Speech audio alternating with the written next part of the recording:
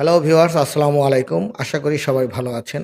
আজকে আমরা ইংরেজি ভাষার কিছু বাক্য যেগুলো আমরা বাংলায় এই যে কথাগুলো বলে থাকি, সেই কথাগুলোর ইংরেজি কেমন হতে পারে এবং প্রতিদিন আমরা এই কথাগুলো কোনো না কোনোভাবে আমাদেরকে বলতে হয়। তো আজকে এমনই কিছু বাক্য এবং সেই বাক্যগুলো আমরা ইংরেজিতে কিভাবে বলতে পারি এবং সেই ইংরেজিতে বলার মধ্যে দিয়ে আমাদের ভাষার যে দক্ষতা সেটা কতটা ডেভেলপ হতে পারে আমরা যদি নিয়মিত চর্চা করি তাহলে সেই বিষয়গুলো আমাদের অনেক বেশি সহজ হয়ে যাবে। তো চলুন শুরু করি। Let's get started.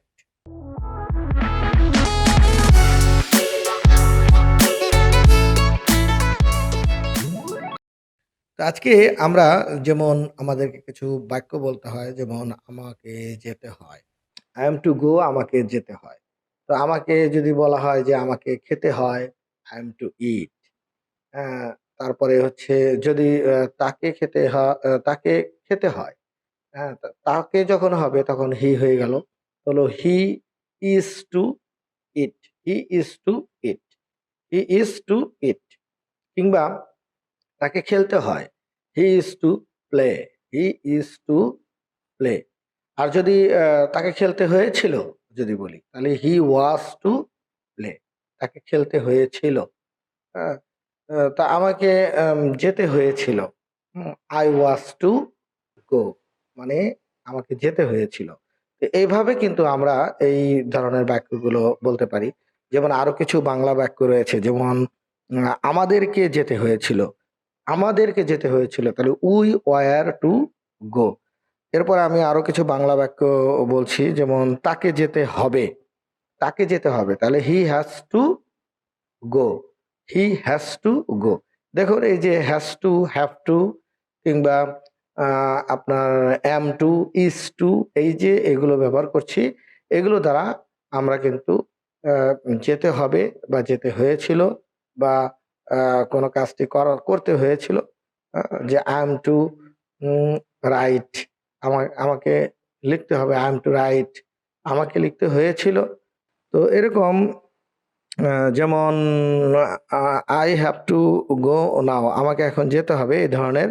আচ্ছা আমাকে যেতে হতো, আমাকে যেতে হতো। এটা একটা আমাকে যেতে হতো। মানে অনেক সময় এরকম হয় না? যে আমরা কোন একটা কাজ বলি তারপরে বলি যে না আমাকে যেতে হতো। তাহলে I had to go এই যে এখানে had to ব্যবহার করতে হবে। I had to go। তারপরে আমি আরেকটা বাংলা বাক্য বলছি যেমন আমাকে যেতেই হবে। মানে আমাকে যেতেই হবে এরকম। তাহলে আমাকে যেতেই হবে, আমাকে করতেই হবে, আমাকে খেলতেই হবে। এই ক্ষেত্রে কিন্তু আপনি ইংরেজি স্ট্রাকচারটা হলো সাবজেক্ট এবং will have to, will have to. যেমন আমাকে যেতেই হবে তাহলে আমি বলতে পারি I will have to go. আমাকে খেলতেই হবে I will have to play. আমাকে আম পড়তেই হবে তাহলে I will have to read বা স্টাডি।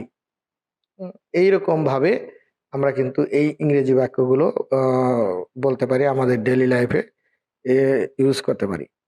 এই কাজটি আমরা কোনো কিছু করতে সাহস করি কিংবা আমার কাজটি করা প্রয়োজন, এরকম প্রয়োজন এবং সাহসিকতার যে ব্যাপারটা থাকে, এরকম ভাষাগত কিছু পরিবর্তনে আমরা তার গুরুত্ব বোঝাতে এইখানে ডেয়ার বা নিড ব্যবহার করি। যেমন আমার কাজটি করা প্রয়োজন, তাহলে আমি বলতে পারি যে I need do the work, I need do the work. কিন্তু আমি কাজটি করতে সাহস করি। I dare do the work এইভাবে আমরা কিন্তু বলতে পারি। কিংবা আমাকে I need to I need go to market আমাকে বাজারে যেতে যাওয়া প্রয়োজন, আমার বাজারে যাওয়া প্রয়োজন। তাহলে আমার খেলা প্রয়োজন আমি বলতে পারি যে I need play আমার খেলা প্রয়োজন বা I need প্লে ক্রিকেট, আমার ক্রিকেট খেলা প্রয়োজন। এইভাবে আমার বাজার করা প্রয়োজন। এইভাবে বলতে পারি যে I need uh uh buy market. তো এইভাবে আমরা কিন্তু এই বাক্যগুলো বলে থাকি এবং আমরা এখান থেকে এই ইংরেজি বাক্যের এই ব্যবহারগুলো আমরা বাংলাতে যেভাবে পাই সেগুলোকে আমরা আমাদের ইংরেজি স্কিল ডেভেলপ করার ক্ষেত্রে স্পোকেন ইংলিশে আমরা কিন্তু নিয়মিত এই বাক্যগুলো চর্চা করতে পারি। তো আশা করি আজকে যে বিষয়গুলো বললাম সবাই এখান থেকে অবশ্যই চর্চা করবেন এবং আপনাদের ভাষাগত যে দক্ষতা রয়েছে সেগুলোকে আরেকটু এগিয়ে নিয়ে যাবেন। তো সবাই ভালো থাকবেন, সুস্থ থাকবেন। টিল দেন, আল্লাহ হাফেজ।